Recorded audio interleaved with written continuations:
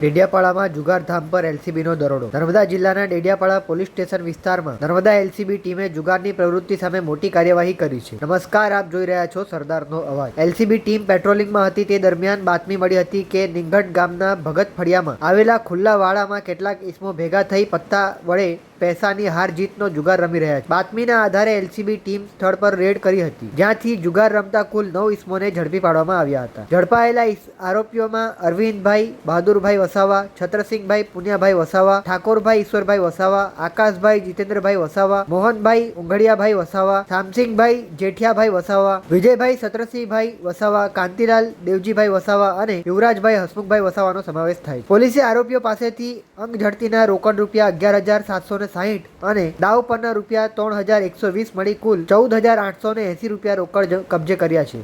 આ ઉપરાંત 7 mobile phone, પત્તા, પ્લાસ્ટિકની ચટાઈ તેમજ 2 વાહનો સહિત કુલ 1,14,880 રૂપિયાનો મુદ્દામાલ પોલીસે કબજે કર્યો છે. ઝડપાયેલા તમામ આરોપીઓ વિરુદ્ધ ગુનો નોંધવાની કાર્યવાહી કરી વધુ તપાસ માટે સમગ્ર મામલો ડેડિયાપાડા પોલીસ સ્ટેશનને સોંપવામાં આવ્યો છે. નર્મદામાં ગેરકાયદેસર જુગાર અને અન્ય ગેરકાયદેસર પ્રવૃત્તિઓ સામે એલસીબીની કાર્યવાહીથી જુગારિયાઓમાં ફફડાટ ફેલાયો છે.